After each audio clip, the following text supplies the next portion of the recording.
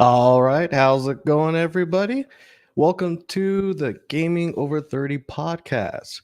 My name is Dushan Williams. This is my co host, Christopher Moncada. And this podcast is just basically about talking about how we keep our love for gaming pretty much through all the years that we've kind of been enjoying it, how we're enjoying it today with our new current over 30 challenges that we have to deal with and everything. And I just want to start by having a question for you, Chris. And that question is, how impressive was technology for gaming over the past years? Gaming has changed in a lot of categories and everything, but you know, actually trying to reflect on what were like the biggest points of where gaming really kind of just exploded. What do you think kind of really stuck out to you the most? I think the biggest leap I've seen is from like N64, Dreamcast era to and PlayStation 2 up to 360 and PS3. Those were jumps where like it as me being as a kid at the time and stuff like that, and going from the 64 to like PlayStation, even to a PlayStation 2, it was like it blew my mind of how crazy and how amazing that stuff was. You know what I mean? I do get you, especially in that kind of range. I remember for me, for like PS2 and everything, I always wanted. I mean, back then, graphics were kind of important to me. Can't lie about it because I feel like that's where like stuff progress visually. Like you get to see games evolve by just how visually interchangeable that they were. Like especially for our RPG fan, you started with 2-bit side up and down turn based and everything. Basic of the basic, and then Final Fantasy comes game after game, and then it's like, oh, 3D is possibility. Oh, 3D full body is a possibility. Oh, well, what are these cutscenes? And the PS2 was always kind of like that time for me where I really was kind of paying attention to that more. But I do feel like gaming itself had a lot of impressive technology throughout the years and stuff. And then you kind of brought up the Sega Dreamcast. What did you think about the Sega Dreamcast that was really like, wow, this is a new stuff? The Dreamcast is a thing I never had, but one of my friends had, and the fact that like you had the ability to connect to the internet and stuff like that with the I think it was what Fantasy on Star Online. Yeah, I believe Yeah, it so. was like something that just kind of completely blew my mind. It's just like you could go online. Like I remember like how much better it worked on the Dreamcast when at one point I tried to get the internet to work for my PlayStation 2 to play oh my god, what was our first person shooter? I keep thinking Shadow Kills, but that's not right. I'll be honest, I couldn't really even. Sega Dreamcast was one of those. I mean, the Sega family was one of the things I didn't own, but it was something that like I don't understand why I didn't own. I had a lot of friends that had it, and a lot of people. I do know a lot of people liked it, but I don't Yeah. understand why. At the end of the day, kind of killed console gaming for Sega in its entirety. Because one of the things that I've always heard about it was that it was always ahead of its time. Like the things that it did were, pretty out there, and that was what people kind of tag as what was the issue, right? Just like, oh, Right. like, it's like, oh, it died because it came out too early or something like that. Like, I always thought that was a weird concept, but what do you think about that? Like, do you feel like it was something that's like, oh, it was really strong, and then all of a sudden, like, oh, yeah, maybe too strong, maybe too strong. I think it was one of those things where it was too strong because how people say it was ahead of its time. I think that's what ended up becoming its downfall is that they innovated so much into technology of the box that when it came out, the games didn't live up to the box. Because yeah, the box could do all this awesome, great things that at the time a lot of people cannot do. You know what I mean? Like even connecting to the internet and stuff like that was something that like you had to be really lucky if you could connect your console to the internet because just having to fight with your mom and dad or your other siblings and stuff like that when it came to just using the internet for because of the dial-up. And if you were lucky at that time, it was what DSL was starting to become a big thing, and that was the more of the high end. So your parents had to make sure they get paid for it, and it just wasn't as broadband as it was now. And I think that's what ended up becoming his downfall for it. They think they spent too much in the Vox, and then it just kind of it kicked them out of the game to being a developer for boxes. Remind me, when did Sega Dreamcast come out? Now that you kind of brought it, that's a pretty good take. But when did it actually come out? Find out. It's like 1999. 1990. Oh yeah. Okay, it's all like yeah. That kind of really says it right then and there. That was probably a bad time for it to come out. It's weird because I look at it, I'm all like, it just looked like something was very interesting that had a lot going for it. But yeah, if it was based on internet stuff, I can see why it hurt itself a little bit. Yeah. I think I was still barely working with the AOL free disc that you get to try and Like find Cartoon Network or something. You would go to the magazine section and grab the ones you could that were for free on the front.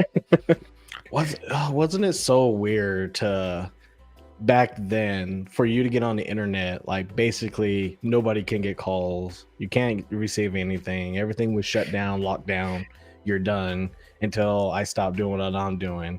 And now it's just kind of like, oh, that was a weird time. It was like now it's like you can three-way call and do all other kind of stuff without having to touch the internet. This is such a weird time. At my parents' house, we had a computer that was gifted to us from one of my mom's friends. And so the way they did it, so that way we could know who was using it, and if they needed to use the internet, is they had it like in the dining room area in the corner, right next to the phone, so you could connect it. And so that way, like if I wanted to use internet to like go on like AOL Messenger and stuff like that, I would let them know, and they would see me, and I would go online, and they know, okay, he's online because I can see him right there, so we're not gonna get any calls in. And then like after an hour, dude would be like, hey, get off, we have to make sure we didn't miss any calls. You know what I mean? It's like, oh, okay, my bad. It's just so weird. Yeah, it's funny now because it was like most people don't even use a home phone anymore. And I even thought that was a weird concept before. It's like, why would you not have a home phone? Like, you just need something so people can reach out to you. But then it's like, man, like I use my cell phone for almost everything. When it comes to calling, it's the only thing I use. I probably do more Teams call than I actually like pick up a landline nowadays. So it's like the problem kind of felt like it kind of resolved itself in a way, but we still managed to kind of work past that. I think that was just kind of interesting. It was a weird time, but yeah, I can see where if Sega was relying on that kind of stuff, there was a lot of problems. Yeah, they're relying on that, and I never played it, but I know one of the beloved games, which I think came out on other consoles too. So it was Echo the Dolphin. I heard played really really well on Dreamcast compared to like GameCube and stuff. Man, that's a game I don't even know about. I'll be honest. It's like I say when it came to like I know like some of the hard hitters for Sega Dreamcast, but I didn't know like all of the stuff that came out from there. I just thought like it was a cool system. I just never owned it. Yeah. I was definitely in the realm of my household was pretty much just had one console, and that was about it, and I was the only gamer in my house, so I had to wait around either Christmas time or my birthday and be like, hey, look at that. Let's see. I know we're kind of getting a little bit off topic already. We kind of just started, but there was something I did kind of wanted to ask you too, was that we talked about some of the stuff that kind of catched us, but there are some stuff that I felt that came out and it seemed like it was a big deal, but I didn't really treat it like a big deal. I think one of the ones was the Virtual Boy at the time when it came out. Like even looking back at it, I didn't really think much of it when I had access to play it and all that. I was like, oh, it's cool, but it wasn't like cool like, oh, this was the hottest thing for me. And I felt like that's kind of why I died outside of the other obvious problems that it had. But what are kind of like other times where you felt like it just like this is cool, but it wasn't like it's like I just didn't really recognize it as cool. It was just part of gaming. I think I never got to use it, but I saw it used in my household because like my sister's boyfriend had friends who would bring it over, and it was the running pad for the NES for the track and field game they had. Did you ever see that? I think I did. I don't think I saw it in the wild. Like I think I've seen pictures of it. I don't think I've ever saw it in the wild. Yeah, it was one of those things where like being a little kid and like seeing these older people play this and like using the running pad to play this game, I was like, what? Like, how does that work? It made no sense to me. Was that on Angry Video Game Nerd at one point? I want to feel like that's kind of where I saw it. because he showed a lot of the different stuff, like Power Glove and like a lot of the other stuff that Nintendo was just trying to make to kind of get gaming working in any category. Yeah, it was insane. Like, and like if you look at it at the time and stuff like that, it was kind of like what DDR mats ended up becoming. You know what I mean? For in-home for the PlayStation 2 and everything like that. But yeah, like seeing it when I was little, I was like, oh, whoa, this is the craziest things you ever had. Yeah, did you see Angel in chat saying using your hands run faster? I definitely saw them using their hands. Just Yeah, that's one of those kind of spammable things. It's like, I know I could exercise, or I could just break the game.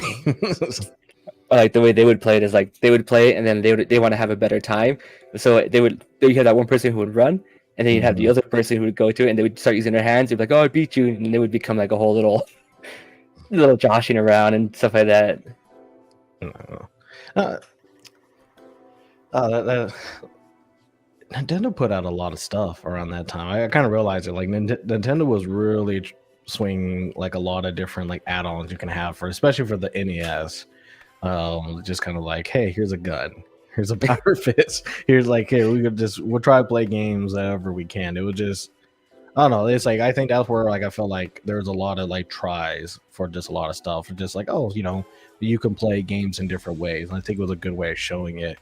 And I think the Virtual Boy was just one of those things where it's like, hey, this could be a possibility, but like it just had glaring issues. People getting motion sick. The red and black just wasn't really up to people's eyes. Staring at it, you couldn't play it for long periods of times and stuff. It's like one of those like, it could have been big, but the problems just outweighed any benefit it could have had. And so it was I think it was like the evolution of this is a gimmick, kind of like that's why I think that's where people first started using the word like, yeah, this is just a gimmick. That's the same thing with like what was it, the Game Boy that had the thing you could print out pictures on?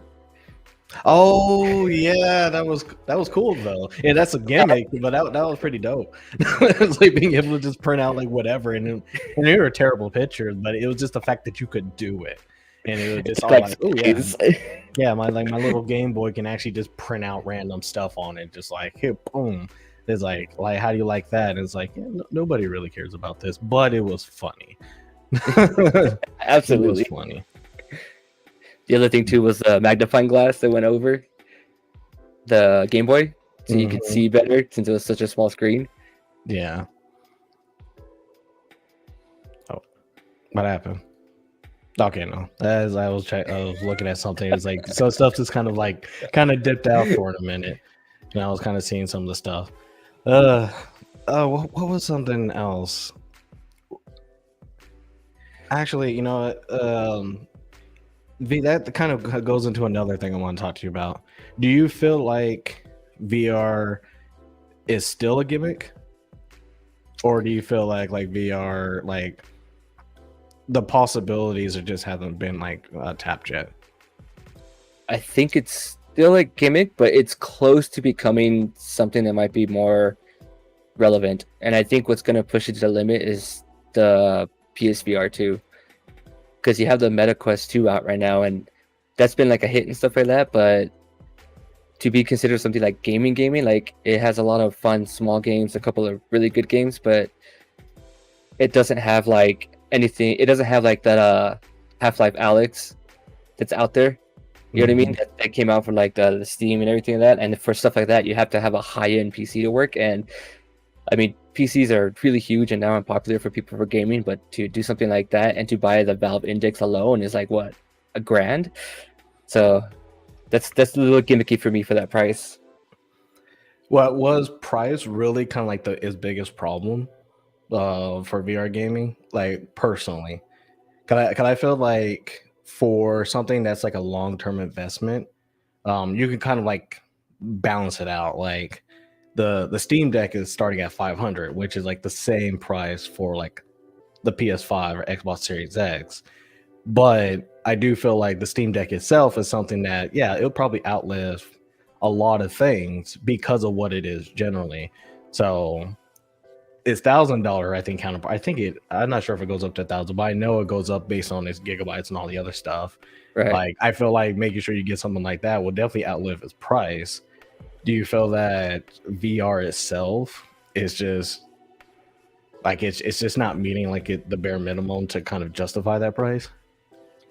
I think it's just missing the games. The software is where it's missing it at. Like Half-Life Alex, I never got to play it, but like I saw a lot of reviews because I was super interested in it, and from all I hear from the experience of that, like that's like what everybody wanted to experience with VR, what everybody is hoping to get from VR.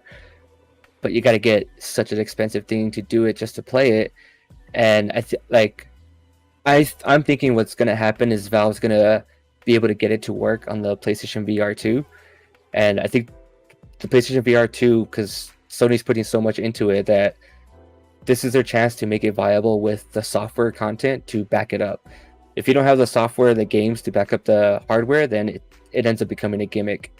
And they see it, like Sony's super down into it. They planted their foot in it, and I'm hoping it works. Like I really do, because I never got the PlayStation VR itself, because the only games I wanted to play with it were like the Resident Evil games when they had their VR mode.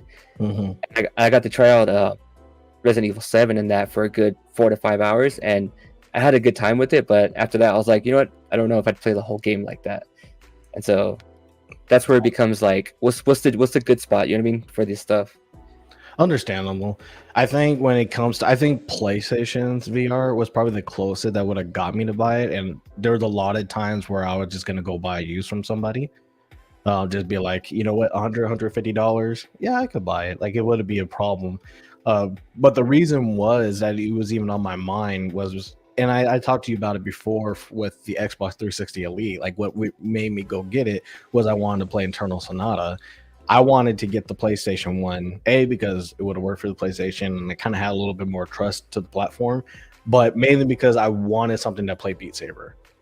Like I wanted to have the opportunity, the option to be able to play Beat Saber at home without having like going to go somewhere his house and stuff, and just kind of get me active in a room and stuff. And I was like, well, the PlayStation VR doesn't really require as much setup as like that the Vive or the Oculus back then too, because I mean the Vive was probably like the best, but you had to have sensors everywhere, you had to do all the crazy stuff, and then cost on top of that.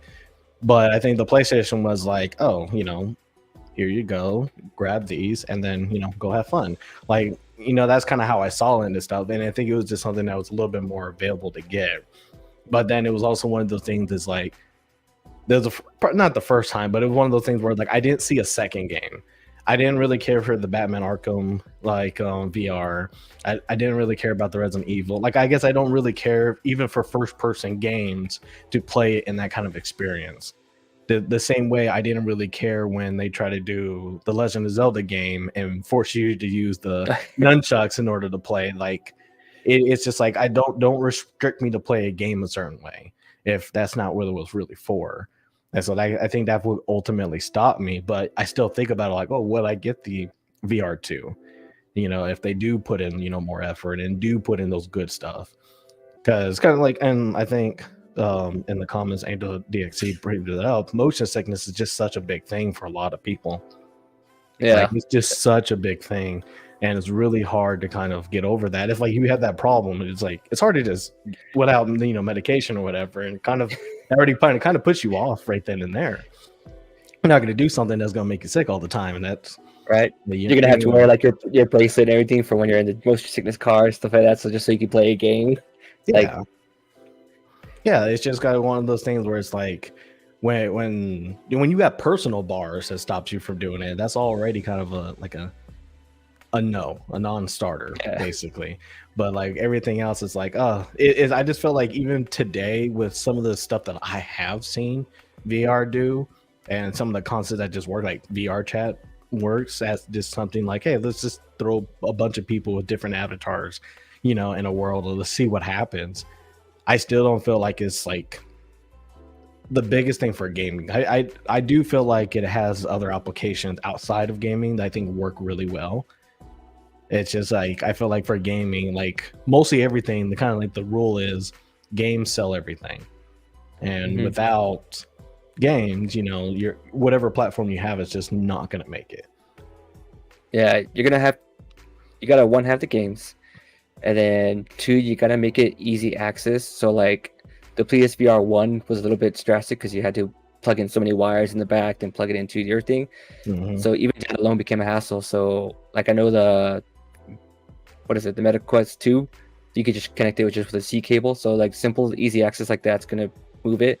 And then your third thing is just the price point. Like you gotta have a good price point to where you're not destroyingly breaking the bank, so that way it could be massively picked up and moved on for other people to do. Because I could see VR being something similar to the Wii, where like a lot of people want to play it, use it for fun games like that we had and stuff like that. The biggest issue with it is just the cost of it. Like the Wii was so cheap that's why it was so successful, because like all the older Insanely people could cheap. play it. Yeah, all the old people could play it and get it and stuff like that, and it was simple and easy to use. And so that's where VR needs to get to in order for it to start becoming something like more than just a gimmick. Yeah, and I think you bringing up the Wii was a pretty good, kind of call, like, price really does change a lot of factors, especially when everything else around that time was pushing. PS3 was pushing like $600.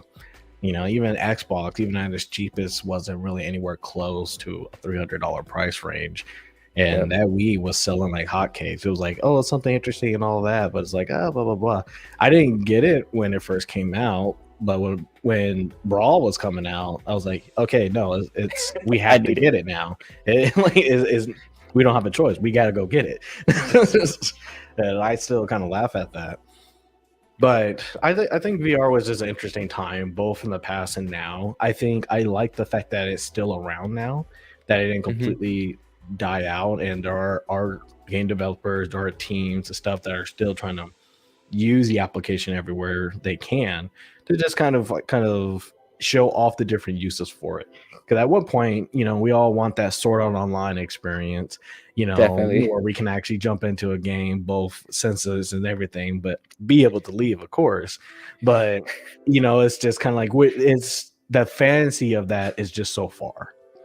It's like it's probably Yeah. mostly not possible, but the fantasy itself is just like, yeah, it's not happening probably in the next 10 years. Like or at least I'm not gonna see it. And You get me in a good VR MMO where it's all fantasy world, I will definitely jump in. As long as it works nice. yeah, so it's just one of those things where you want it to be better, and you have to be okay with the limitations for the moment, but it's just not something that's gonna it's probably not gonna make too many changes or anything anytime soon. um they where they were trying to do that with a sort of online game. They were doing some I think stuff so. that it's just the last time I saw something close to that was just kind of weird, maybe because the jitteriness, because they were I'm not sure if you saw or you were following it before. They had a Attack on Titan game that was something kind of similar and stuff, where In you VR? kind of, yeah, it was like a dev project in Unity, but it was just the aspect of like being able to kind of go all over the place and everything, and it was pretty dope in that regard. But it is one of those things where it's like a super like, yeah, you can only get so immersed into it. Like Yeah. it's weird because you can't get immersed to the fact that where you stop being sick. That's how far you can get immersed in. Everything else, though, you don't get the adrenaline or anything, kind of like that. That's the one thing I lucked out with, was like the first time putting on a PSVR headset and playing a game, like I had no motion sickness or anything. And like it was a group of us playing it, and like I had to say maybe over more than half had motion sickness issues. And so that's where something that like the resolution and like your frames and stuff like that are going to make it a big impact, and that involves costs, which makes it more expensive. So it's going to be really interesting to see. I want it to stick around. I want it to become something like that you want to have, that you need to have in gaming, because I mean the way games evolve, the way things are changing like that, like it's nice to have it. It breeds competition, it brings innovation, and it breeds for new things to come out. Yeah. Um VR just has a struggle. I guess that's the best way to kind of wrap that. Is that poor VR? It does have a struggle, and I'm at least I'm glad it's not like dead. I think that's kind of what I come out to. Like I'm at least glad that it's not completely dead. And some people are trying, but one of the things that I really enjoyed, that I am sad that it has died, was actually the PlayStation Vita and the PlayStation Portable. Mainly not because like they never done like portable stuff, but I feel like that was another example of the technology for the two was really great, but Sony didn't put games behind it, or at least had a Yeah. way for it to just be like a better like cloud gaming experience with it. Like, cause I feel like it had everything that it necessarily needed, but the thing that people really wanted from it was the games. Cause I really enjoyed the Uncharted game and I think it was on the PS Vita or play. It was on one of the two. I know I my think PS. they had one for PSP and I think they had one for Vita. Yeah, I know for the PSP, like I found a way to get a lot of different games on there, especially when you're able to mod it and stuff just for fun.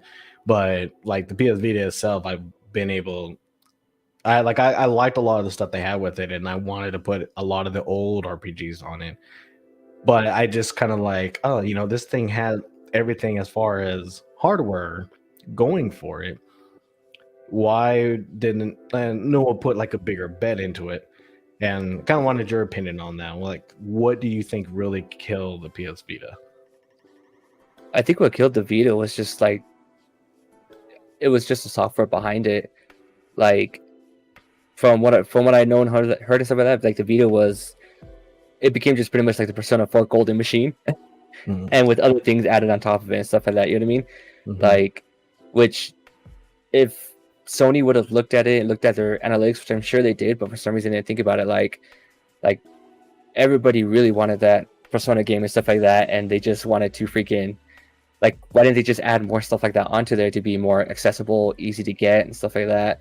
And it literally could have been like the easiest because those games and stuff like that, JRPG stuff that are so long, playing it on like a handheld device makes it so much easier to do. And so if they would have started flushing a lot of games like that into it, I think it would have had a better chance to survive. And then they would have wanted to create a new one, which would be stronger, better, and honestly, it probably could have been something that's like the Steam Deck now, but just a PlayStation version of it.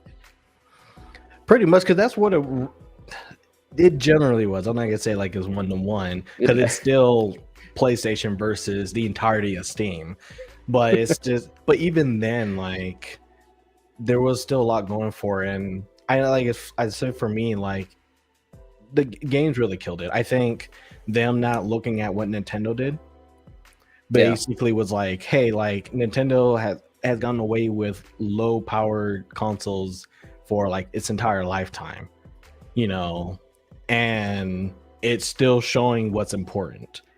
Like it's showing that like, hey, it doesn't matter what platform you have, you got to make new games for it. You got to push out new stuff. That's where you got to put the money for. And they come up with crazy stuff, dual screen, just playing it on a thing that looked like a keychain. It's like they found a way to have games be put on it, but they found the way to put games in that life cycle, whatever product that they actually put out.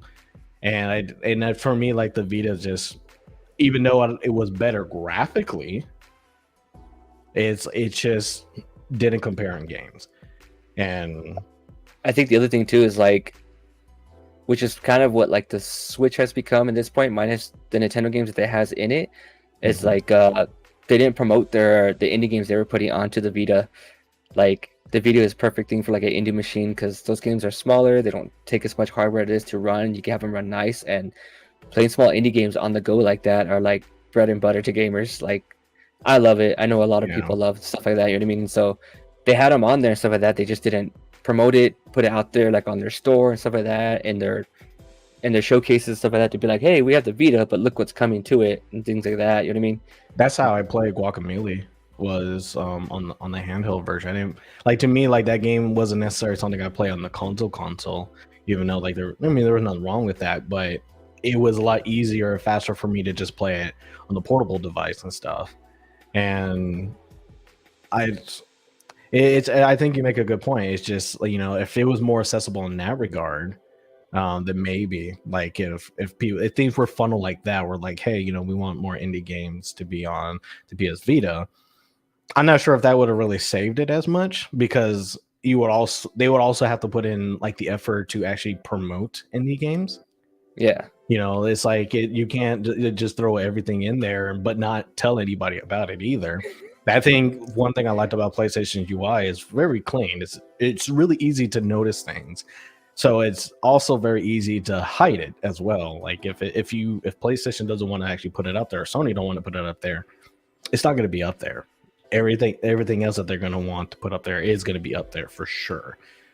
But it's just one of those things where like it is a cost on more than one front. It's like, yeah, you could add it in there, but you also kind of help them too. You can't make it like, hey, you're on PlayStation, here's some cash, you just have fun with it. You've got to help them a little bit too, because it could take a while for any game to pop off if they don't have the social following on the outside. Right. It's really interesting to see, because like if Sony would have done something like that, then they could have had the upper hand into how things are going in nowadays with technology, with Xbox coming in with Game Pass and being able to do their xCloud and stuff like that and streaming into it. Like Microsoft I think they had a good idea of going, hey, like instead of trying to create our own handheld device, let's just find a way to put it onto other devices that people already have in use, which is the phones and things like that, you know what I mean? And if Sony had the right idea in the beginning and then they just didn't stick with it, and I understand why, because for costs and stuff like that, you know what I mean? It's a business. If it's not making a buttload of money, they're gonna cancel it out. But if they would have promoted it more and things like that, you could have seen Sony's PlayStation Next handheld be something that's similar to what xCloud is in a sense, you know what I mean? Being like, hey, here's all our library from the PlayStation. If you own this game on your PlayStation account, it's also going to be on XY handheld and stuff like that, you know what I mean? Yeah. You know what? You talk about that, but it's like PlayStation or Sony put a lot of money in PS3 and the development for the PS3 to happen the way that it did. And even at $500, $600, they were still selling it at a loss. Yeah. And it was one of those things where I feel like that's probably why they don't put too much money into a lot of stuff. As much as they probably could, is because it's like the rewards are trying to be that different. Sometimes doesn't really pan out if they don't have everything else kind of like, I guess, what is that, organized, I guess the best way to say, because I feel like a lot of the stuff was really good, but like I remember a lot of the comments back then, like how hard it was to kind of make games for it, kind of like the dev machines themselves kind of were up and down. It was a real big time consumption to actually push games to the PS3, and I think it really stunted the growth of a lot of like the bigger games kind of coming out for it. And I think that's probably a lot of that, just like, hey, we try to do something that was more have control of everything that kind of goes in there, and it was very impressive. But again, it was one of those like, yeah, it kind of went left a little bit, where it's like, oh, the more just making a system that kind of works towards like, how would I say, more like a computer and stuff, like how they are now, like kind of working on x86 or Linux based or whatever, where they can easily port to it and then fix the problems that kind of happen in there, rather than fix problems that were created by your own platform. And you see that now with like when the PS5 first launched, like they created a whole new UI, but it was kind of bare bones. A lot of things were taken away, and I think they did that on purpose to be like, okay, we're going to create the bare minimum and then start adding stuff to it and adding features to it, so that way we don't run into the problems of, oh, well, we have this, but it's breaking this part of the system, or it's breaking this part of the UI, or it's breaking this part in the game because it's not working correctly. And you see them start to add things and features that people want and stuff like that. Like they came out with a new UI, they added new things that were cool and stuff like that into it, that were new ideas to try, but at the same time it was very bare bones. And like I think it's just recently they just added like to be able to put folders or stuff like that back into the PlayStation 5 that people were screaming for. And it's like, I get why they did that now, because since before they tried to put so much into systems at the time, it kind of it hurt them. They're like, hey, let's just make this thing insanely powerful, put a decent UI system into it that's fairly clean, and then we'll just keep upgrading it. I mean, because they also saw that work with the Xbox One when its UI came out, stuff like that. People were not big fans of it, and then they just kept iterating it, changing it up, adding new things to it, and even to this day, they keep changing it up to be a better UI system. And people went like, oh, it was trash at first, but now they're like, oh, I like it. Like, it makes sense now. Like, it's easy to access, et cetera, et cetera. And I see PlayStation doing a similar thing, and it makes sense. Yeah, no, and I think you're pretty much on point on that. Just a lot of the stuff is like, I guess, take it slow at first and then kind of build on top of it. But I think that's been something that's kind of been building up on a lot of different things now. Like I think back then the iterative process for creating anything was pretty much the standard, and I think today, with companies and stuff trying to be more agile, try to be more, let's say how we could put stuff out before. I think iterative is still kind of like the king of it all, because it's just still like you still Yeah. want to do stuff, get it working first a little bit, the concept working, then kind of build on top of it. And then live service, anything, that's kind of what that kind of comes down to. But that's all, that's another kind of problem kind of get into. But one of the things that I felt, how do I want to say it? What game console kind of stunt like the progression of technology for gaming? Like, what do you think? Which one that was like, oh, I think it came out just as expected. Like, it didn't really kind of push the envelope any more than. The obvious answer for me is going to be the Wii U. That's a little cop out answer, but it's like I understand the kind of like what you meant by it. You know what? Like the Wii U really did. Yeah, I'll say that too. Like the Wii U did really kind of kill it. Just because it was one of those like, what was the point of this kind of thing? It had the right idea that just wasn't executed correctly, and then trying to keep the idea of it being like the next generation of the Wii, I think is what really made it its downfall and stuff like that. Like the gamepad and stuff was really, really cool, and then they try to innovate way too much of using the pad as like its gyro system Mhm. to try and make the same thing as like the nunchucks and all that stuff. And it's like that's not gonna work, because using two hands is so much easier than just using a pad for all that stuff. Like it makes it so much harder, and that's why people had so many complaints. And that's where you saw Nintendo had to really like sit down, bunker down, and analyze, hey, what are we doing with our comes to our hardware systems and stuff like that, and how are we going to change it? And then they came out with what they have now. And I think the other pinpoint to that would be the Xbox One was one that I think was not one that did well, because they tried to push using the Kinect system into it instead of it being an added feature into it. It was a great idea. It had great things behind it and stuff like that to use the new Kinect they had come out with and everything like that. Mhm. But because they had the Kinect added to that hardware, it just really made people go like, well, I hardly ever use that. I hardly ever use it for games. Why do I need to pay the extra money for that item? And that's really stunted the whole thing of using motion controls and stuff like that when it came to PlayStation and Xbox. You know what I mean? PlayStation saw it with a format. Let's hold off. I kind of agree with that. I think, well, I will say some stuff about the Wii U, but I think one of the things that I felt was almost kind of scary was when both PlayStation and Xbox try to bring out their own motion controls after the success of the Wii, without really understanding what made it successful.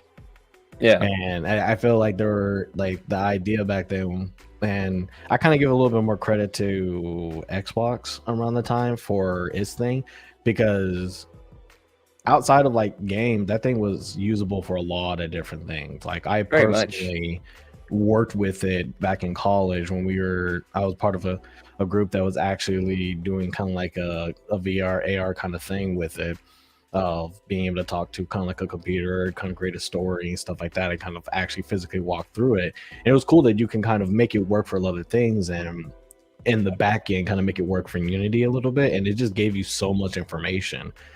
And I was like, yeah, this is technology, this is dope, right? Like this is, it's like, why is it like this? And then you can use it for so many things for such a cheap price. If you were trying to get like a motion caption suit, Right. stuff, it was just like, oh, this is like the broke man's option right here, even though that's not what it was supposed to be for.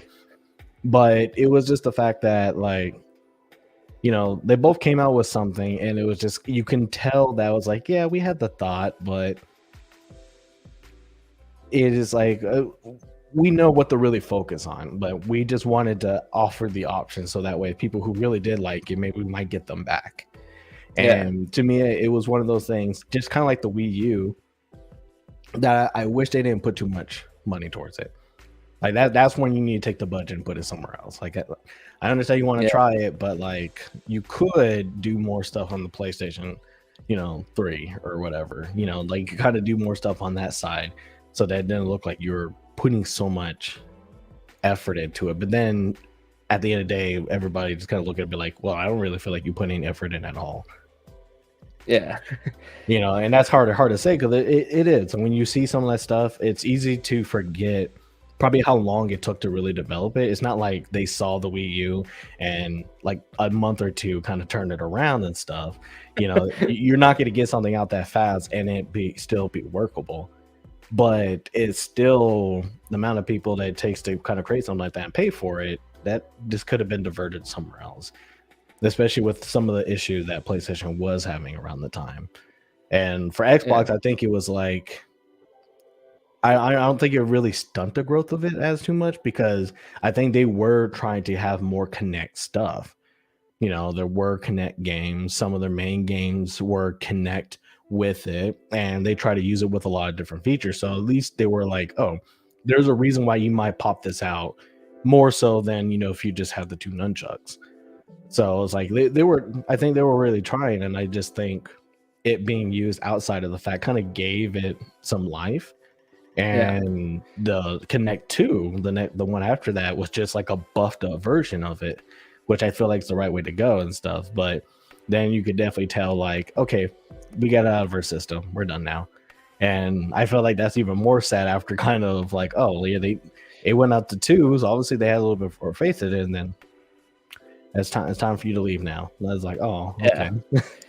I think with the Kinect 2 is, if they wouldn't have had it made something bundled in with the console, it could have really taken off and done really good things. Because like with the Kinect 1 on the 360, I got it and I got to play all the games with it, and it did give you like those Wii type of vibes and stuff like that. It wasn't perfect, but like I had my family would play it in the living room. They'd be like, hey, remember that game we got you? I was like, yeah, can we play? I'm like, yeah, sure, let's go.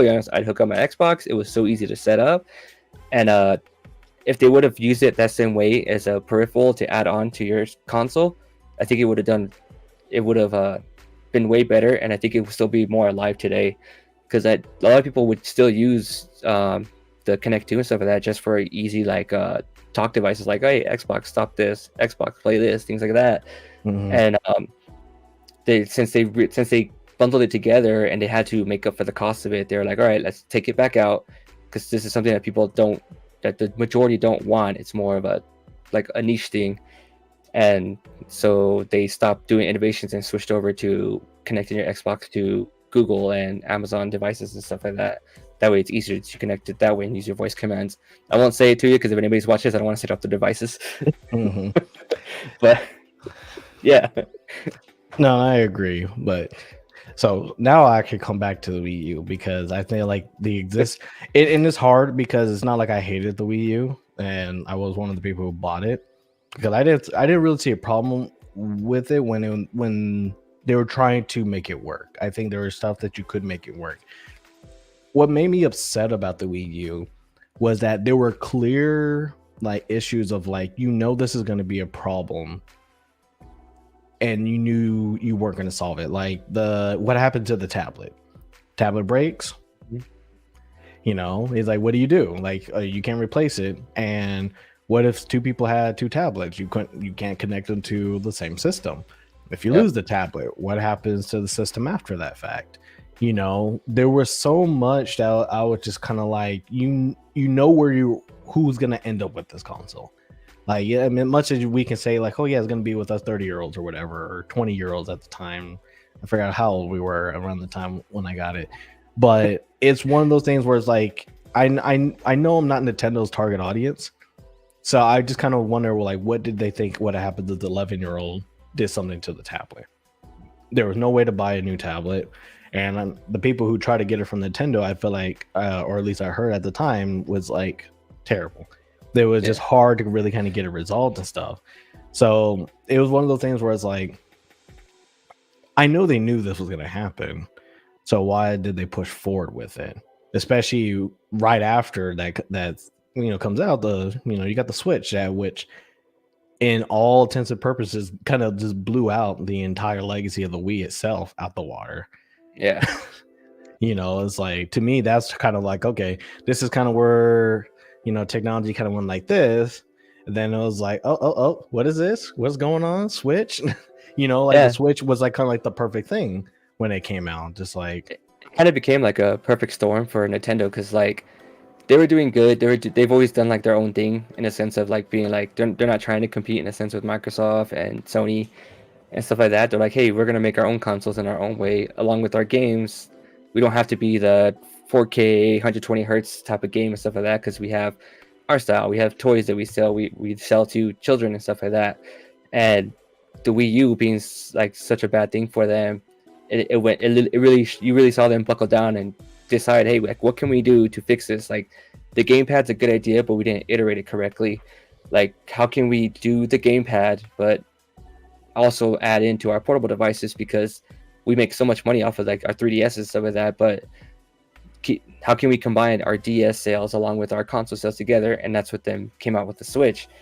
And like they did the right thing with the Switch, like because they support it with their big AAA Nintendo games when it comes to like you have Splatoon 3 I think just came out today, and then like you had Xenoblade Chronicles 3 came out recently, you had Legend of Zelda, you had Mario Odyssey, but at the same time you also promoted all like the smaller games and stuff like that, like your 2D games and stuff like that, your indie games and everything, because now they have indie showcases for the Switch. They went, hey, like these two devices that we had separate before are making us a lot of money in a good way. Now we have a device that combine them together. Now, and they got really smart and marketed in the right way in that sense. And I think that's why it's blown up so well, because especially when it comes to Japan and even like big metropolitan cities, stuff like that, who take subways, buses and stuff like that to work, like a handheld device is the best thing to go for. And so it was the right choice, the right move. Yeah, it did murder the 3DS though. Like it didn't just die off. It murdered that console. Cause now it was like Pokemon's on the main console. What else do we do with this now? Like there was and even this is what we're talking about. The Switch had the drift issue, like all the other stuff, and it was still, how was it not a better option? Their portable, because it was their portable. It could have been their TV. It was still priced at $300 max. It, like at this point, like what the 3DS did, it was the end of the Game Boy era at that point. Because I just don't see a Game Boy now coming out at all. And honestly, I don't feel I'd be interested to see what Nintendo does after this, quite honest, because right now they're just like, OLED screens and stuff like that. Like we'll upgrade that without really doing all the other stuff that really needs to support that. I don't know what else Nintendo would kind of do now that like this is kind of like the epitome right here. This is how it feels like. I think with like the Steam Deck coming out, they see how great of a system it is that you can do with a more powerful thing, and I do think that they will come out with they will try to do another Switch, right? Another innovation Switch that's going to be a more powerful one, not breaking bank, not being like the most high fidelity thing and stuff like that. I mean, but it is going to be a way better upgrade in the sense because of what they see with the Steam Deck happening. And my thought process is what happens after that second Switch comes out, because Nintendo likes to innovate, they like to do new things, and so they'll do something similar a couple of times, and then after that they throw a huge curveball in their next big system. And it just depends on, because the Switch is 7 years old already, which is a good lifetime for a console. Honestly, I wouldn't even be able to tell you, but that's probably more accurate than not. I think it 2017, right? I would have to look it up. I mean, that would be 7 years. That'd be like 5. But that's a good question. Do you even think that Nintendo even sees the Steam Deck? Like, do you honestly think they even care what happens over there? To a point. I think they see like, oh, that's a cool device. Like, they do these really cool things. They pretty much just copied us, but just made it more powerful. But at the same time, like, Nintendo is very good about creating devices for an overall audience. Like, I couldn't hand a Steam Deck to a kid because that thing would just be way too bulky for their hands. A Switch though is like right in the middle for like most people's hands. It may be a little small for people with bigger hands, stuff like that, and even like most Americans, stuff like that. But it's the right size enough to still be usable. As when it comes to the Steam Deck, it's a chunker, man. It's a big boy. Have you But- seen like the actual Steam Deck? Like, have you actually seen it I physically? want to. It does, like, compared to the Switch, it like the size comparison is massive. Like, as far as width and thickness, it's just like that. It's huge. Like, compared to it, it's like, yeah, even, you know, then you're protecting it with like a hard case and all that. It's like it is a big different beast. For me, I generally think the opposite. I just kind of like how like Nintendo doesn't really try to play the graphics game with PlayStation, Xbox. It's just like, yeah, we'll lose that on purpose in order to kind of win in other places. I feel like it's looking at the Steam Deck the same way. It's like, yeah, they do have, it's going to have better graphics, and it's going to be able to bring in like a lot of those AAA games to a more portable standpoint. But the Steam Deck can't play all the Steam games. Not every Steam game is even compatible for it, you know, to the point where like someone else at one point had to make a whole compatibility check, you know, program just to check all the games that could play on it. It's unavailable. It's hard to get. It's very expensive kind of to produce and put it out there. And more people, and I think this is what kind of kills it to me, is that more people were more impressed that they can hack in and do other stuff with it rather than, you know, kind of enjoy the fact that they can play Steam games, right? Yeah. Like it's like this thing is impressive because it could do other stuff that has nothing to do with what they're trying to sell it to me for. Right. Not the same thing versus the Nintendo Switch is like, this is impressive because they found a way to have all the games from portable and all the games from its own AAA title just literally be on one console. And now I can play all that. You know, as long as you're able to download old games and kind of do all the other stuff, then, you know, it kind of settles all the itches that a gamer would kind of have. And that's why to me, Nintendo's always been kind of like the staple of gaming in that aspect, because it's always been like, yeah, the games are the only reason why we're still in the game. Everything else is like, yeah, we try to impress you and all that, but we know that dies out after a while. It's just like, as long as we kind of stick to this, you know, we'll still be here. And they're just a massive company because of it. You're telling me that the HD Rumble is already a died out fad? Mm-hmm. You're feeling those ice cubes?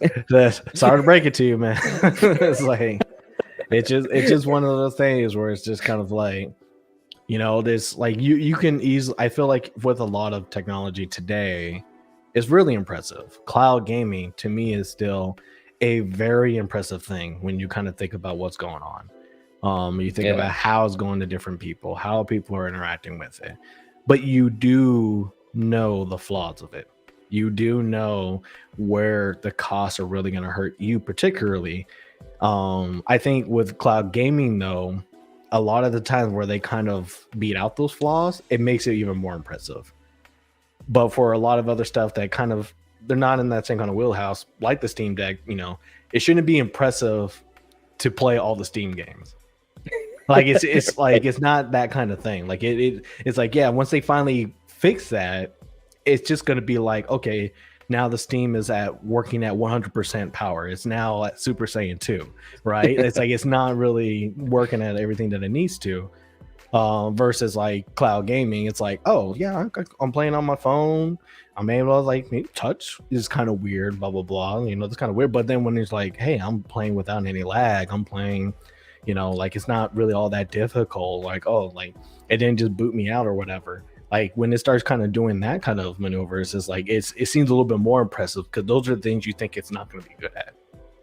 Is input lag and try to play with different people, you know, in that cloud space.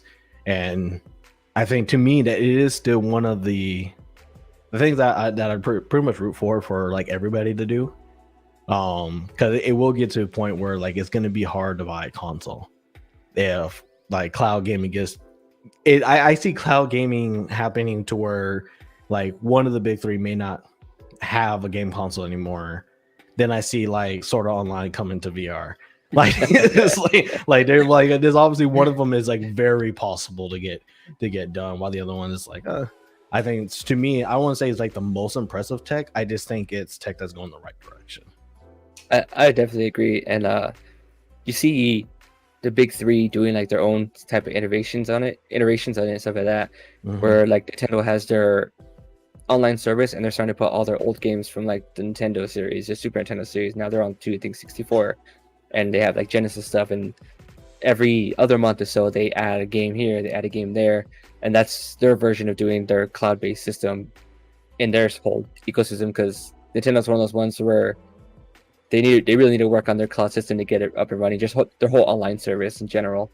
Like that's something that hopefully with the next iteration they bulk it up and stuff like that, and they're just not putting enough money behind it. I'm sorry to interrupt you, but they just don't put enough behind. It's something they're gonna have to, though, because if they don't, like, I think that's something that could really bite them in the butt, because unless they just keep doing like a magnificent job with like their hardware systems and like the Switch, like people are gonna start wanting to have that Switch and being able to connect it to their freaking oh my god, their cell phone towers and stuff like that. You know what I mean? Be like, hey, I want to be able to buy the Switch, and then I could connect it to a 5G network and stuff like that, and start playing certain games online that way through a cloud system. And that's going to be that's going to be something big coming out into the future. And you even see it with like Xbox doing like their buy program with Verizon. You know what I mean? It's like, oh, get this console and you could get the system, and at the same time you get Game Pass Ultimate, which also gives you the streaming part of Xbox, stuff like that. You know what I mean? Like they're already moving to those steps, and I see Sony starting to do the same thing at some point with their online system and stuff like that. And that's going to be it, because everyone's trying to get to everyone who's on their phones playing games. Like everyone's playing phones in the game, stuff like that. If they can also get access to different types of games just through tapping an app, like if Nintendo doesn't start moving towards that area, they will fall behind. I mean, they still have like their mobile games that they have out and stuff like that, but even those, you see, like they're not pushing as much. They're starting to die out and stuff. They're not, and I mean, I think that's the truth of the matter, is that the biggest player base is probably going to be mobile at the end of the day, and everybody. And it's not that there's more people on it; it's just that there are more phones in people's hands than there ever be consoles in people's houses. It's just going to be a true fact of life, and it's one of the only things that you can do that you can actually break in and internationally really well. Because one of the biggest problems with game consoles today is that in the United States we take advantage of a lot of things that just common to us. Like we can easily go and just go buy a PlayStation right now if they were plenty in stock, or we can order one, or we could do whatever we can, and the price of it is really just the price plus the taxes that we pay depending on what state we're in. Like that's really the only barrier, outside of whether or not it's available or not. But that's not really a barrier. That's kind of how the world is working right now. Yeah. However, but when it comes to like other countries or, other continents, whatever you want to say, for them to get the same thing, there are just so more added cost on top of it that it makes it really hard to really kind of get it, even if it was available. To kind of think about getting the Xbox One or Xbox Series X, and think about like, hey, this guy's paying $500 over here, but I have to pay $650. It's kind of messed up. It's like it's the same thing, but because of taxes or because I had to get on the boat or whatever being the case, I have to kind of do that and stuff. And then cloud gaming comes around, just kind of literally just jumping over the barrier and just being like, yeah, you can play the games strictly on your phone. There you go. Have fun. It's like this, it kind of outbeats a barrier, or gets to that end user that was normally kind of out of reach in that case, and just be like, yeah, we can now deliver that experience to them. And then, if I have to buy the controller for $60 and then it comes up being 80 or 90, that still far outbeats buying a $650 to a $700 console, just because of taxes and imports. Like it's just like the when you found a way to lower the cost for the user, it's a little bit easier for them to get in there. And that's even then the controller is still like an option. And Yeah. I think it is for PlayStation 2. I need to play more on the PlayStation Now stuff personally. But even then it's kind of like the barrier is just a lot lower. Yeah. And I think Google tried to get into that too. And uh, what do you think about Stadia? Right idea, just they just didn't give them enough back into it. I mean, unfortunately, Google is one of those companies that's been known for this, where they'll start something new that's kind of innovative and a little bit forward thinking or on the right track. That's like, oh, hey, they're starting to do this. That's a good idea. Might be a little bit ahead of its time, but they tend to start not backing their products and stuff like that they put out, and they let them out to die. And it seems like Stadia is going that same way. Like they had gotten big directors to make games for them and stuff like that, and most of them had left or they let them go, and they've cut down the amount of things. And with Stadia, like they had all these promises, and they just started cutting back on it. You know what I mean? Being able to go to YouTube and see the game and stuff like that, and you can just click it and buy it right there. And then at the same time, like it also had the issue of like, hey, like I want to do Stadia because I could do cloud streaming through my web browser, but this game that I already own on my other system, even on my Steam account, I have to rebuy it again on Stadia and a lot of times it was at full price. You know what I mean? Mm-hmm. And so a lot of people are like, well, I'm not going to do it because one, I got to pay for the service for it. Two, I got to pay for the games again. And then if I want to get some of the games that are already into it, you got to pay extra for that service fee. And so when that happens and you don't have the right backing and stuff behind it, it's kind of doomed to fail. Like the other one I'm interested in too, which I could ask you about, is like, what do you think about Amazon's Luna? I think Luna's in the same spot, but worse, quite honestly. Because I think Amazon really wants to tighten up their gaming side. Like they created the game engine, they've kind of put some stuff. They own Twitch. Like there's a lot of stuff that they could take advantage of, and it's integrated with their services the same way Google services are all integrated. So they have a lot to work with and a good way to expand cloud gaming. So it just makes sense that they can do it. It's just, I always remember when the Amazon like Fire Book and stuff came out, where it's like, hey, we have an Android product that you can't play all the Android games on. And it's locked to this, and we got to do this, and you got to have this barrier, and you can't use these other common. Like it's one of those things where it's like it was borrowing the platform, but it wasn't as open as it. And it's getting to the point where now it's like I do like the aspect that they are putting for it, and I just wish them all the best, because I do feel like if they are able to integrate a lot of that stuff to where the console's really into a lot of the stuff that people are using today, like streaming, kind of like gunning into all the other stuff, I think it'll work out really well. There's no reason for it not to. But I do find it hard to believe that Amazon and in itself is going to put the other kind of cost behind it.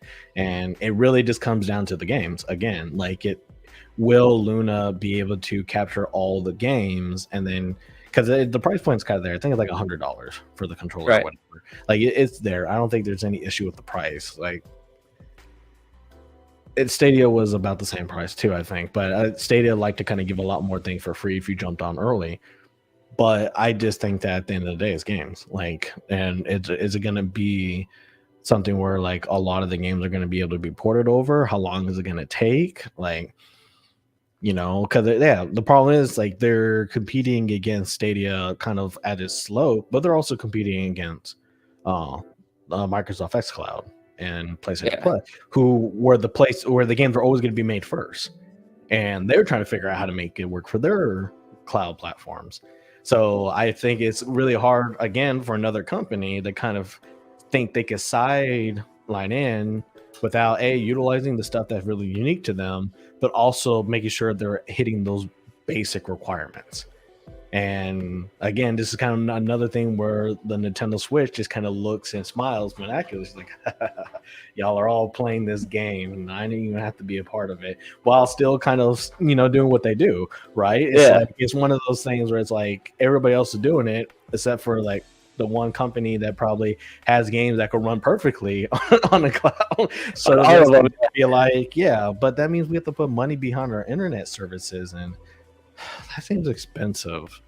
I don't want to do that. It's like, kind of go back to what you're saying before. It's like, it's a big investment for anything cloud gaming. Like just cloud work in itself, trying to get stuff to run on a server, trying to make stuff kind of work, how to make sure you are helping and handling stuff with your end users and stuff like that. It's a lot of work, and it is not something that you could just do internally with the people that you have. A lot of times it is something you just need to hire outside and understand, and pretty much understand what you need, but you do need people who know how to drive those efforts a little bit, or you just have people that love it so much that they did it without even you asking, and they're like, hey, I have a concept out, like maybe this could be a thing.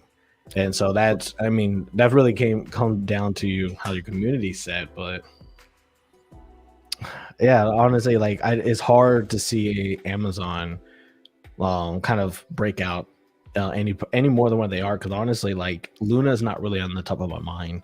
Like I just don't know what's actually on it, and it's because there's just too much other things in front of me right now that Luna's not just doing this to be, and like, it's been out for a while too already. You know what I mean? Like, which is a crazy thing. Think about. It kind of makes you question because the other technological aspects for like streaming items and stuff like that is GeForce Now with NVIDIA.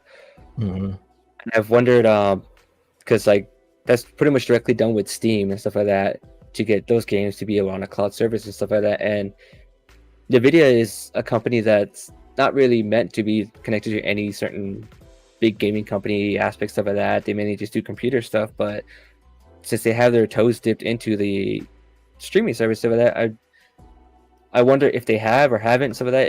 If Luna or even Google stuff has reached out with NVIDIA to try and work together with their systems. Like, I mean, you even saw it with Microsoft and Sony, where Sony reached out and they had a deal to work together to help Sony's cloud-based system work through Microsoft, I think, Azure systems, stuff like that. Like, you have that partnership that a lot of people think would have never happened, you know what I mean? But this stuff is really hard to do. And so you see these companies trying to do it on their own.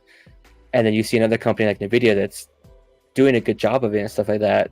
And it's kind of like under the radar type of thing with it. Like, it's there, it's around. A lot of people don't talk about it, but it's something that whenever I hear people talk about it, it comes up like on other podcasts, or like just people go, oh yeah, like I've been trying this out. Like, yeah, it works pretty good, you know what I mean? And stuff like that. And so it makes me wonder, like, why hasn't Amazon tried to create a deal with NVIDIA and stuff like that to help boost up their system for Luna? Like, okay, yeah, we've partnered with NVIDIA and stuff like that. And now you're gonna have, because we don't have the software for all these games to put into it, so now we do it because we're innovative with Steam and stuff like that. But if maybe they actually think about it, I actually just take out of their pocketbook because they're buying games that way. It's the problem, and this is pure speculation on this and stuff, so this is not really based on experience or anything. The problem is that Amazon is the biggest or second biggest cloud provider like in the world. AWS, and right? They have the infrastructure to do anything that they need to do. And they have the people to actually create it. They have people who understand it. Just for my time kind of working with Amazon services just a little bit, it's something that, it works out really well. Azure works out really well. Google GCP works out really well. And those three are always fighting. So it's really hard to kind of say Amazon go to NVIDIA and be like, we need your help to kind of do this, unless there's a very particular thing that NVIDIA has that they're just trying to get to work in their platform.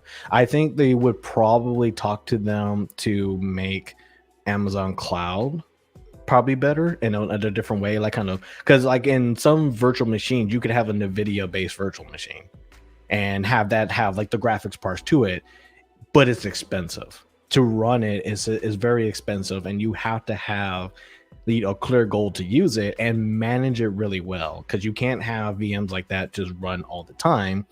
And for a gaming service that does need to be able to handle incoming clients and everything in a way to where it's like you're always kind of balancing everything else, like you have to have some of those services to scale down and up, but just one of them is expensive, and it's really hard to kind of do that. So Nvidia will have to have something that's just so golden for even Amazon to really kind of think about it. Because I just think that Amazon probably sees that the way of, we could probably put the money behind figuring that out rather than putting the money behind to get a partnership that may nudge us in a way. Right. Because that's not Luna's problem. Luna's problem is they just need games. They need to fix that, and I don't think Nvidia is going to come in and really solve that. Like at that point, just talk to Valve and just be like, hey, how can we get Steam on Luna? Like you might as well have that kind of conversation, even though it's counterproductive, to the whole mission.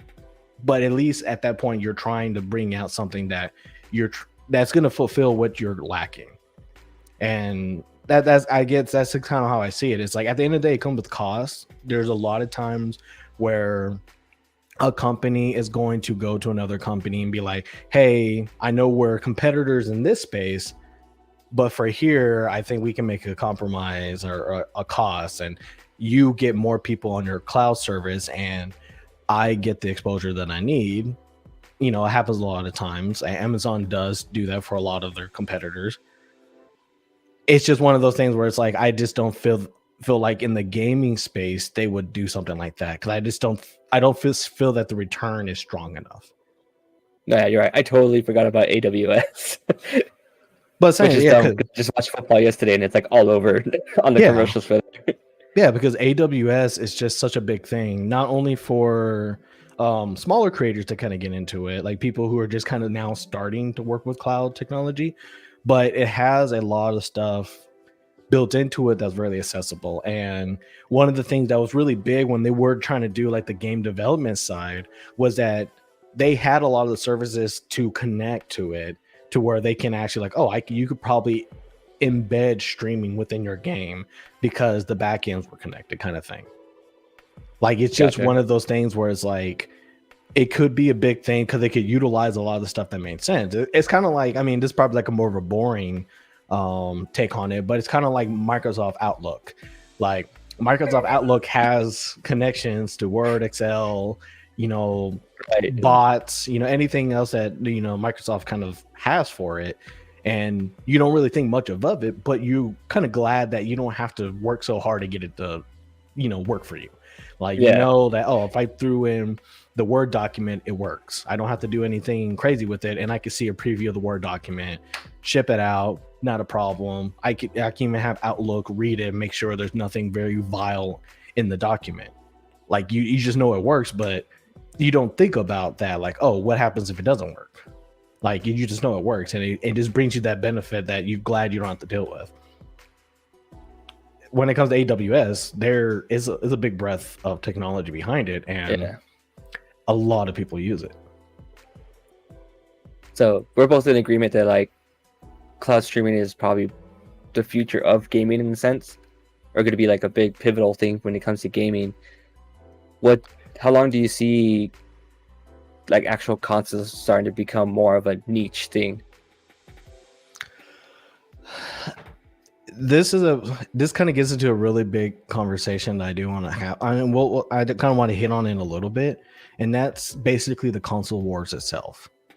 Like, I've actually talked to a lot of people that do say that the console war is kind of dead, right? There really isn't a console war and stuff, and I'm kind of more of against it, like, because there are just some things about the console war that I'm like, it's still gonna be prevalent today and tomorrow.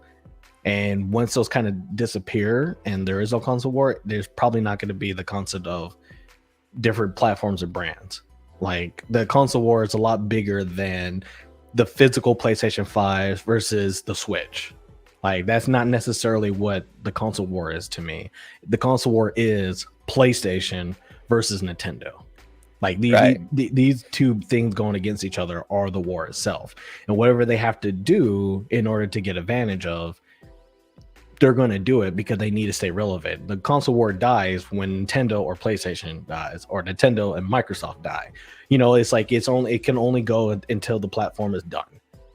Just kind of Right. how the contests of Sega and Nintendo were such a big thing, and then Nintendo stop it, and then now there's no more Sega. They won that console war. Like it's like that's kind of how I see it. So when you say like, oh, when the consoles are going to become a niche thing, I feel like they may. I don't see that really happening that soon. Personally, I do kind of wish for it. I do see like what they're kind of do better with cloud, and I think anything cloud is only going to get better. It's not going to get worse.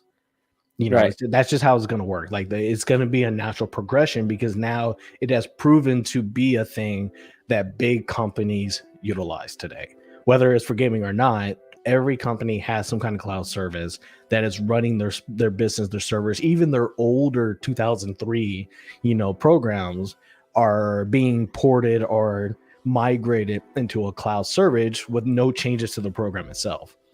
So I don't think it's going to go anywhere. And it's just one of those things though, that as a gamer, I love consoles. Like I love the fact that I have a dedicated machine that has way less problems that happen with it than my PC component. Because to be fair, one of the reasons that I'm not a fan of PC is because there are a lot more issues happen on the PC than they do on a console. Personally, like that's just a personal feeling for me. And I've always have a very decent experience when it comes to like playing games on a console. I have a very decent experience playing games with friends on a console. Like internet impresses me, but sometimes I don't really need all that to play Super Smash Brothers. I just don't really care. I just need you, Chris, here sometimes, to work it better. And so the purest of me enjoying consoles in itself, like I feel like there are more people that kind of feel like that. Like the Steam Deck works as a console because it has all the things and it works well, and it's a physical thing that people can take around with them. It doesn't work because Steam is an awesome thing. Steam has always been awesome. Like it's always what's really helped PC gaming be one of the things that it is today, and something for a lot of indie developers to have an outlet to. The console itself just makes it even better, but it's not like Steam by itself is something where it's like, oh, okay. If I took away the computer and I took away the Steam Deck, then I can play Steam games on my phone and it's miraculously better. It's not. Like it's just a better option at the moment, or like a good option at the moment. But being able to run these games the best that they can is always going to kind of come first. And for me, it's always going to be the thing where it's like, I'm always going to enjoy a game if I can actually play it. And I can always put that faith into a console, even though the console is not as strong as the PC itself, or the PC like specs and everything. Like my computer, as old as it is, could probably still outperform the PS5. But personally, like the purest of just having the PS5 and have everything work and working with all the services and stuff like that is just something that I really care about. And I do kind of find it hard to believe that people would let go of it anytime soon, especially people in North America. Or it's like when we can actually get the console and we can actually play it, and like everybody kind of like the consoles are selling out for a reason. Outside of the of availability, people do want to have the console in their home and play the games from it. And all I can see is those consoles being better by having better services attached to it, more than I say like, oh yeah, we're not going to need this box anymore anytime soon. So honestly, the console will always be around, even if more people are on phone. That's just how numbers work. I have a hard time believing the console will disappear. No, I agree with you because like I definitely see Microsoft being more future proofing the hardware itself by doing this move with like Verizon, in a sense, being like, hey, you could do this payment plan with Verizon and you get connected and et cetera, and you get the Game Pass Ultimate, because they're trying to get everyone to be on the streaming service and their service stuff like that. But adding the box to it gives you this idea of like, hey, you have the box too. And so I do think going forward, like a lot of things are gonna be started doing like that. It's like, hey, you want this you want to play all these games and stuff like that on our service for Microsoft or Sony and stuff like that, you just have to pay this down payment, whatever, or you just make this payments for a couple of years, kind of like how phones are doing with their own phones, stuff like that. But so you have this hardware, but you have access to all of this stuff as well. And so I think that would be definitely a push for like hardware and consoles just never going away, because they have to go through a certification check to make sure, all right, like this works on this system, and it has to go through these checks beforehand. Which then comes to PC, it's a lot harder because whatever I have in my PC is probably a lot different than what you have. You know what I mean? Some of the items might be same company, some of the RAMs might be similar gigabytes, stuff like that. You know what I mean? But mine could be a Corsair, yours could be like a gigabyte or something like that, and just those components itself with the drivers in it makes the games harder to play and could cause them to crash. And that's always been my thing about it, is that not every PC, even, and it's weird to say, but it's just PCs themselves are not the same with every person. Like, not everybody makes the PC the same way, and a lot of times people have a lot of other programs and other stuff that affects their PC in different ways. And same thing with Mac. Like, if if you're using your computer for different things, you're going to have different things on it. It's going to affect a lot of the different stuff, and you're going to run in with issues that have nothing to do with your game, but that might stop your game. And it's just one of those things that is basically cut out when it comes to PC. Because I remember like the argument, with PC versus console is like, there's more you can do with your PC. There's a lot of stuff that you can have. It just makes more sense to own a PC if that's the only kind of gaming thing you can have. And for me, I'm all like, well, yeah, but consoles are they're at a price point to where it's like you buy it and it's an investment that you can have for the next 7-8 years. For me, the NVIDIA 3080 Ti was still $1,200. That still out cost, pretty much almost all the consoles in a way. Like, and that wasn't even the graphics card. That's the graphics card I settled. I wanted a 3090, and that would have been $1,500. That's still a high cost. That doesn't necessarily, it only fixes one thing of my whole PC, even though it's an upgradable part. To me, it's like, oh yeah, but I play my PlayStation 5 a ton more when it comes to games. Like, it just services, the free games that I kind of get for it, and everything that Sony does for it, I play it a lot. Same thing with Xbox. I play it a lot for a lot of these same reasons, and it just eliminates a lot of error. Now, if we're going to talk about like stuff like Cyberpunk and how like it was virtually unplayable on PS4 and the Xbox One or the Xbox One, then yeah, we could have that conversation, be like, yeah, there are times where it could fail, like the console can fail.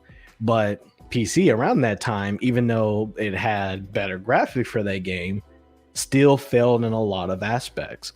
And to me, the PS5, which I was actually playing the game on, didn't hurt so much. Like, I may have ran into like 3 issues when I played that game, not the same issue that everybody else was having on PC and all the older generation consoles. So it's just one of those things where it's like, I still put more of a bet that the place to the play would be in that aspect, while I do recognize that cloud gaming is going to surpass it at one way or another.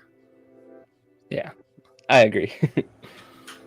So, I mean, again, it's more of like a purist thing. Like I can have an opinion on it, but then look at the data and be like, yeah, like I kind of know it's going that way. Like, it's just one of those things where it's like I have an unpopular opinion maybe, and I just have to accept that. Does it hurt your soul a little bit since you still like buying so many physical copies? A little bit, because my thing is, and I talked about it before, consoles is one thing, but I will pick a physical game over a digital one. That's just something that I feel very strongly about, and mainly because I do like the ownership of it. I do like the fact that I have that disc, and if the services die on PlayStation or Xbox, I can play my game. Like, I can, just put it in there, and whatever version is working on that time, I just have to deal with it. But I mean, I had to deal with it with Nintendo, Super Nintendo, Nintendo 64, so Wii U. Like, I've always had to kind of deal with that issue. So it's like, yeah, it's maybe I don't have to deal with it now, but I mean, that's just what it is. If anything, I just need the save file to make sure it works, which is locally on the console, even if it is backed up cloud. So it's just one of those things where it's like, it's going to be hard for me to kind of get over that. And I do like the fact of going to the store and buying physical games. Like I do. I mean, that at least that's my connection to it. It's not. I don't have really a connection when I buy digital games. That's why my Steam library is so huge. Right? Like if I can physically manifest my Steam library, I can knock anything out with it because it's just such a big thing. And there's just games that I got from Humble Bundle, what was on discount, and I got free codes at GDC. Like it's just one of those things where it's like I don't feel as special with it on the digital ones as much as I feel with the physical copies. It's just like I can go back there and be like, man, I got a lot of good games here. Like I can at least admire the fact that I have a lot of games. I don't have that same excitement when I'm using the scroll wheel on my Steam account. I was about to say, it's weird, sure. Yeah, and it's weird, and I recognize that, but it's just one of those things where it's like it's really hard to kind of get over that once you've had it for so long. And I'm not a new gamer to where it's all like, yeah, I just think all this is just a distraction. Like, let's just get rid of it.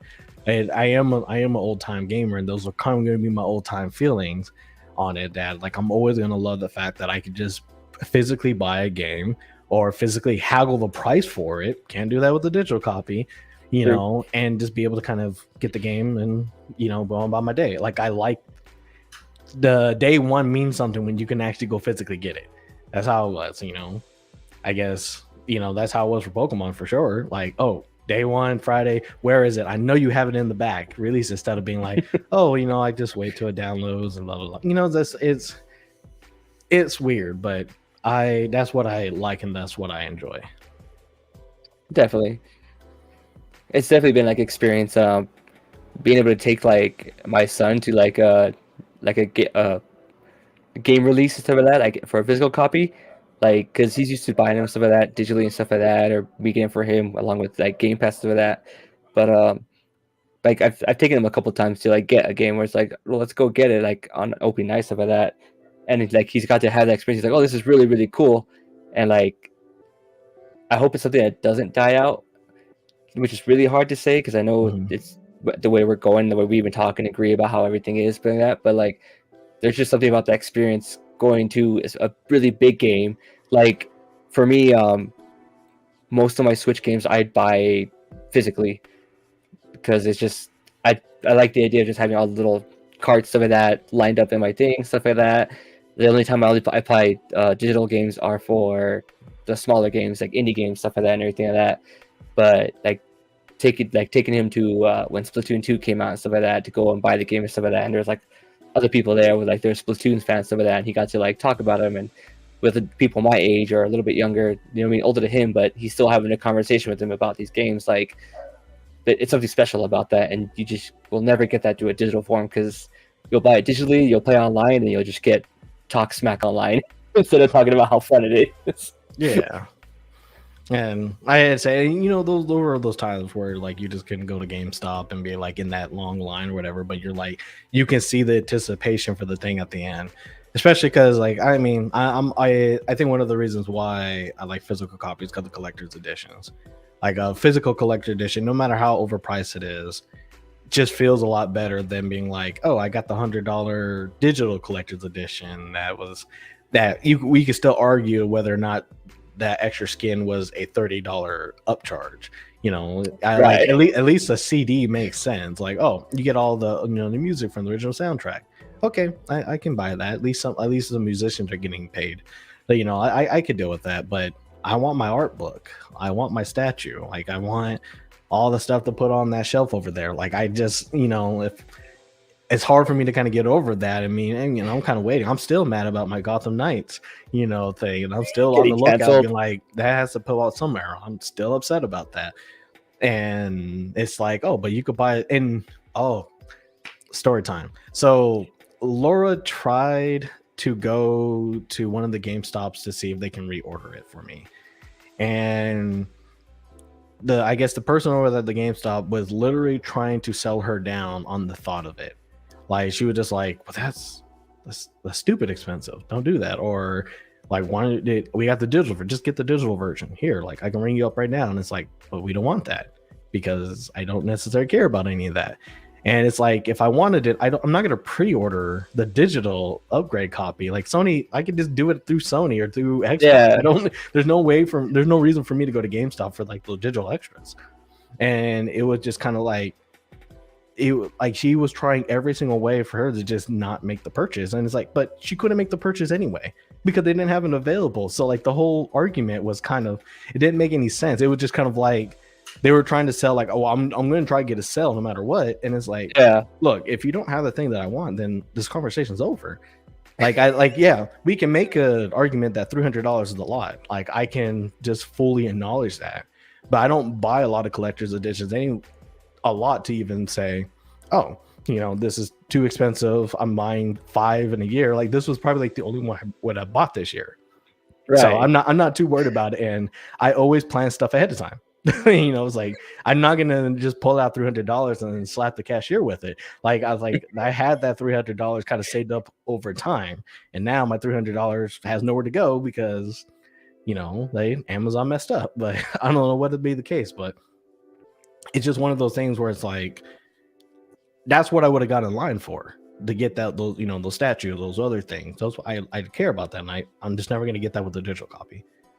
Yeah. And when the consoles go away, like, how many people are going to put that? Because I still don't think some digital games should be as expensive as or their physical copies. It's hard for me to kind of see a lot of the correlation. Oh yeah, I understand that. It's hard for me to buy like special edition digital copy or something. You know what I mean? Mm-hmm. The only time I ever do it is for like the big expansions for Destiny, but that's because I only get the version where it adds all of the season pass for the entire year. Mm-hmm. So it's like, okay, I can understand that. Like I'll pay extra for this because I'm paying for the season passes, so I have them for the full year. I don't have to worry about them. Like they're already bundled in together. You know what I mean? But I'm not gonna spend the extra amount where it gives me like the extra exotic gun, the extra exotic emote and stuff like that. It's like I don't need that. It's cool, but I don't need it, and I don't need to spend the money digitally on something like that. If I really want to get something like awesome and amazing, I want to get the collector's edition to give me a statue, something physical that I can have and own, that I can do. I mean, then put the code in for my game for my season pass and the expansion, but at least I have something else that physically I really wanted. And that's where I draw the line when it comes to digital purchases for quote unquote collector's edition or just upgraded editions. Mm. Yeah, and I am kind of sad that like that's kind of how gaming is right now. For like you have the base edition, the gold, and then they have one that's expensive or whatever. But it's a little terrible they can go like that, because even when you pick it up physically, it's more like you're picking up the game with the code than anything. Like you're just like, here's your 16-letter code, and I go put it in there.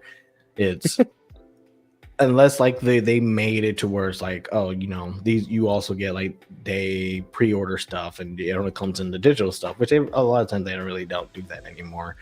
I just don't think there's any benefit to it. And right now, I think that kind of what feeds into the whole like why purchasing games ahead of time or pre-ordering is just not really a good deal for anybody a lot of times. So it's like, I don't think that really tries to change people's mind, and that's my problem with it. Like at least a collector's edition like will kind of get a little bit more people to get into it, but these digital things it don't really work out as well. That is not impressive technology. Yeah. Going back to topic, what has been the most impressive hardware that gaming has seen up to this point? At this point, or personally? I mean, I think it's either or. Like you could probably say both, but I think you've been alive long enough to kind of see it grow. So I think you have a pretty good opinion on what kind of really hit you the biggest. This isn't one that's gonna hit me the biggest or see the biggest, but I really, really love what and I think it's mostly just been Square Enix that's doing it, but the like HD 2D pixel games have been coming out with recently. I think it's something that's just like, man, like they kind of take like the idea of what you thought about a 16-bit game or even an 8-bit game when you're younger, and like bring it to modern times on a nicer screen with more miraculous colors and stuff like that. And like I'm a big fan of pixel art and stuff like that, and even like games music from those eras of that, or even like modern music that kind of made acts as if it's that version and stuff like that. But like that's not really a hardware and stuff like that, but it's definitely like something that's just really blown my mind. Like you see this pixel game, you're like, God, that game is just so freaking beautiful. So, like, is your kind of opinion that technology today has made older styles look their best? In certain aspects, like because Square Enix is one of those things where like they'll come out with like a Final Fantasy remaster from one of the older games, but they don't give it this HD 2D mix boost and stuff like that, and it just does not look good. It looks like blocky, it looks kind of choppy and stuff like that, and it makes you wonder like you've done this with other games. Why are you having this game come out like this? You know what I mean? Like it's just not gonna look good and stuff like that.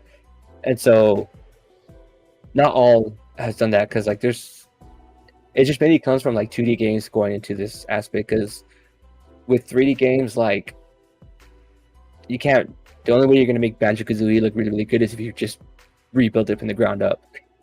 You can't put like something over cast of Banjo-Kazooie from the 64 era and say, oh look how much better it looks. Like, no, it's gonna look blocky and chalky and gross.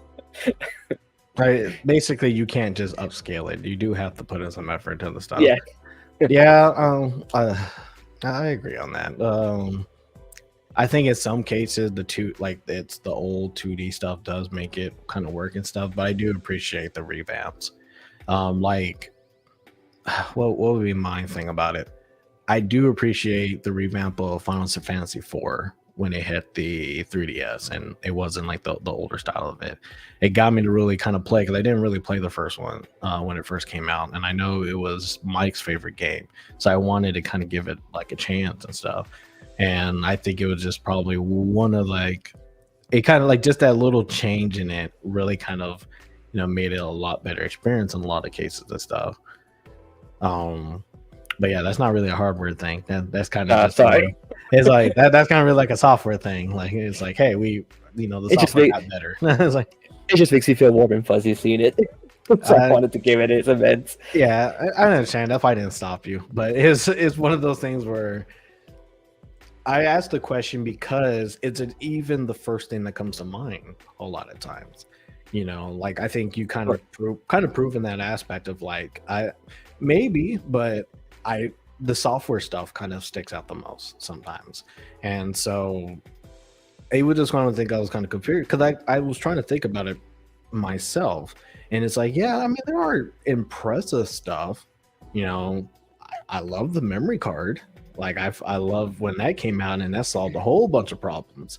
But Nintendo still uses cartridges today, and I haven't, killed myself for it. Like I think it works out really, it still works out really well. They found a way to put like, a massive game into a really small cartridge, and they went CD before.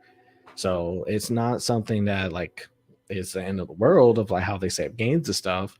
And really, like when we talk about like what really kind of killed the initiative, like when the Wii U came out, it kind of, that whole thing of like, yeah, okay, you're doing too much, stop it. There's no reason for this to come out. And now platforms are coming out with more sensible stuff for people to use while it's also scalable. I think for like, if I want to do something that was hardware, I think like the thing that's most mesmerized me and I've really appreciated is different iterations that they've been doing on their controllers. Like my favorite controller right now is the Xbox Elite 2. Like that thing is just butter. I love it. I love the triggers, how you could change them and stuff like that. I love how you could change the dials and stuff like that and everything on it. Like, because I'm holding this thing all the time, and this thing is literally what's going to be the choice of playing a game. Like when I have a really nice controller, I'll even choose it over mouse and keyboard for most games. You know what I mean? Yeah. And so like when I'm playing a lot of like games on Steam and stuff like that, I will connect my Elite 2 to my computer, even though it's supposed to be to my Xbox, just because it just feels so good. It feels so nice and it feels right. And like growing up as a kid, I had a hard time finding a controller where it just felt good. Like I always felt like the original Nintendo controller was weird for me. I was a huge fan of like the Super Nintendo controller. That was one that just felt really, really, really good to me. I was never a fan of the 64. I never had a GameCube, but when I played on the GameCube, I never liked it. I never Could liked you the. be a fan of the 64 one?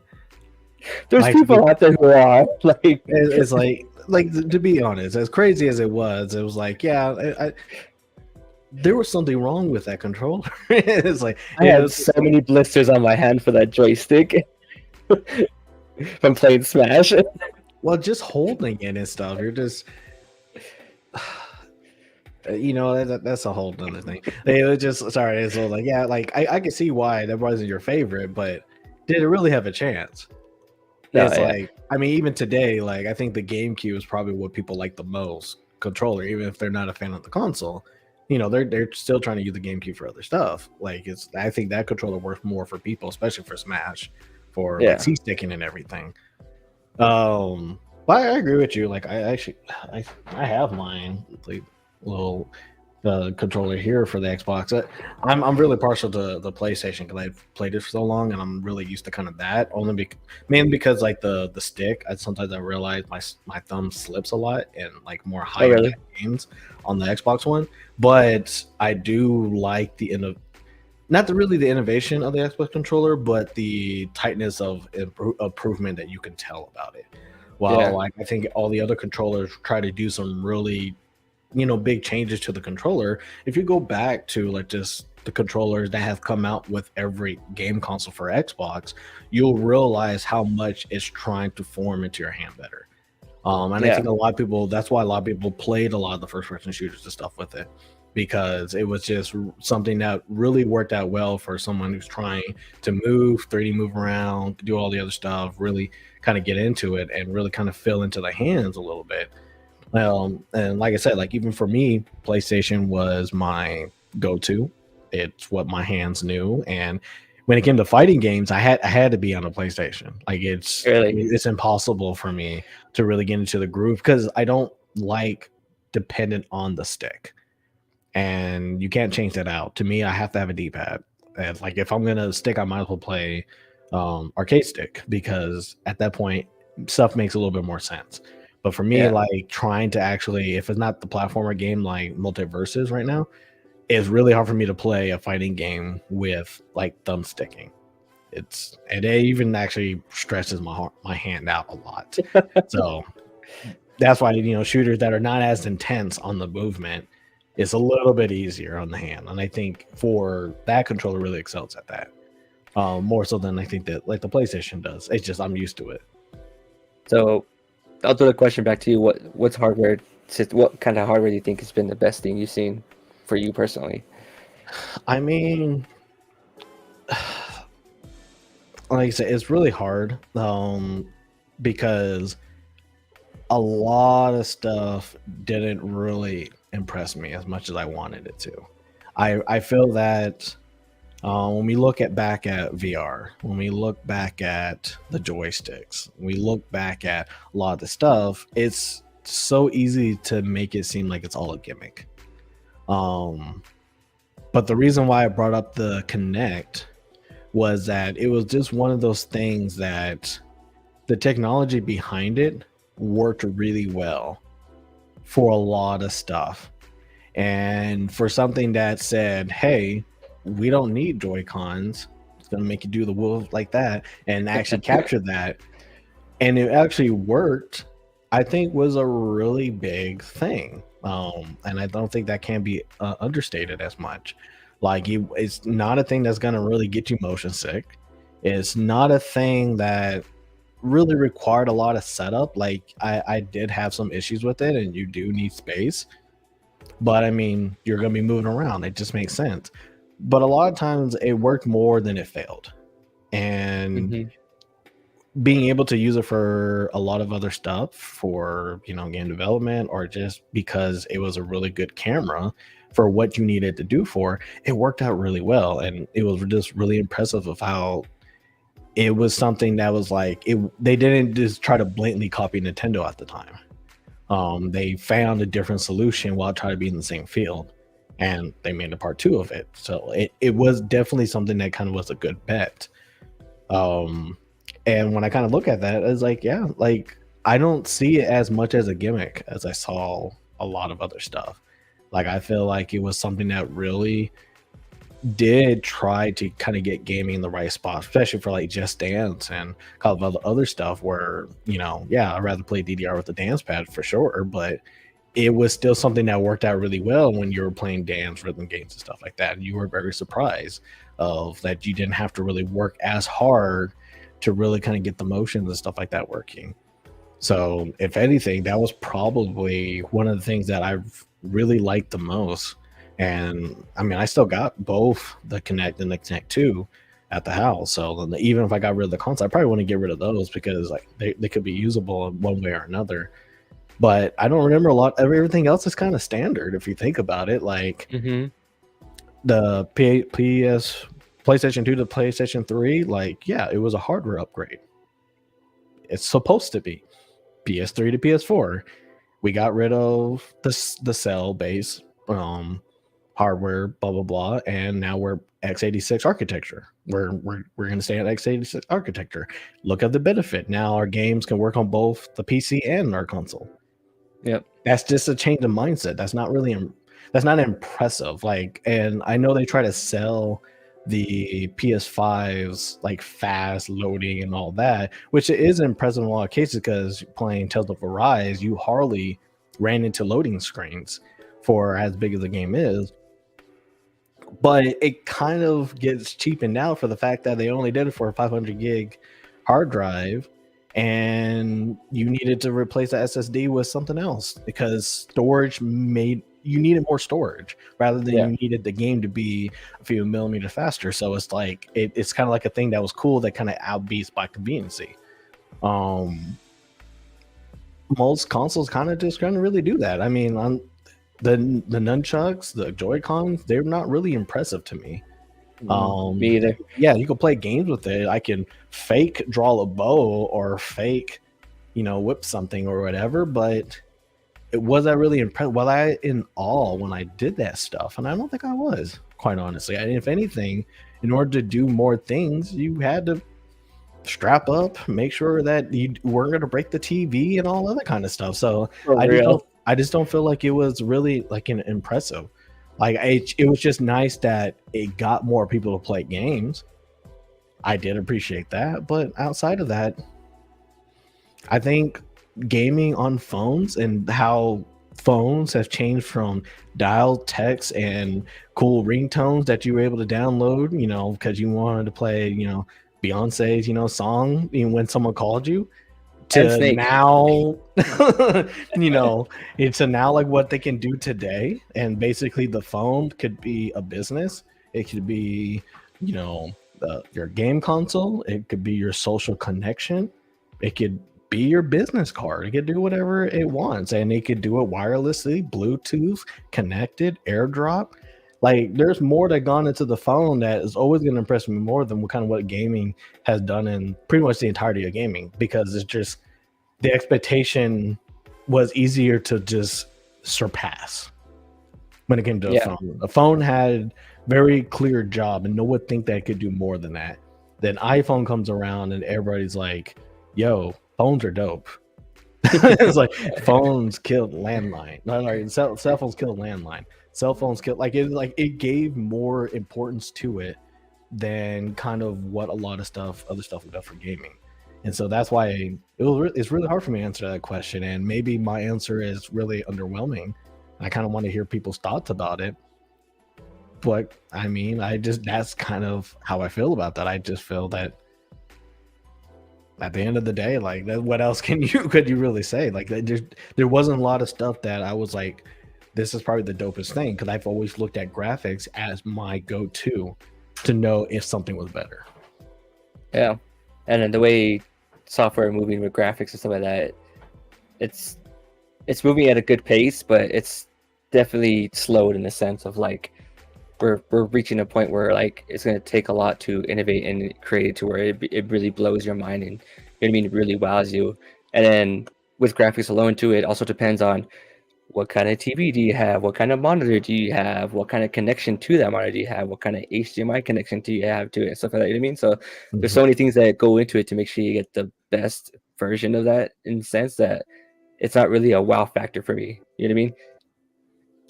You actually brought up one thing that I do feel like could be a really big thing, and I do want your opinion on it. Like I had some work opinions about it. What do you think about gaming in TVs or the big format gaming TV that have been coming out? Like with the Xbox app going to Samsung for the new TV models. Stuff like that. Sense? Yeah. Stuff like that, or the fact of I think it is NVIDIA have their big gaming format of making sure TVs can actually support games in the correct way, or kind of like the right kind of contrast, right? Make sure they can support the frames per second, blah blah blah, whatever be the case. Like, what do you think about how TVs trying to evolve to make sure that they've also supplement gaming by themselves rather than be just an accessory to it? I think it's actually becoming like a huge deal because you can find a really good LG like 40-inch TV and use that as your quote unquote monitor, then actually buying a monitor, and you could maybe even actually save money doing that. You know what I mean? Like, because of how they've innovated themselves to make sure they're up to speed with the gaming technology and all that stuff with the HDMI 2.0s, all that stuff. You have your G-Syncs evolved into it now, and your oh my god, what is the AMD one? FreeSync. FreeSync and stuff like that. Like, they're starting to be integrated into TVs because the TV companies are getting smart. They're like, yeah, like a lot of us, like LG makes their own monitors and stuff like that, but I don't know how it is when it comes to a business point and stuff like that, but like for some reason you could get like a 42, 48-inch LG TV that's going to be a fantastic monitor for your PC or your gaming device, or both at the same time, than it would be to find a monitor with the same specs. And that's why I see where TVs are doing it. I think it's smart. They're like, hey, like, yeah, we're a TV, but we're also able to do all this stuff. You know what I mean? So it makes you actually really start to think like, am I going to buy a monitor, 2 monitors, 3 monitors, or am I just going to buy one decent sized TV and use that as my monitor? You know what I mean?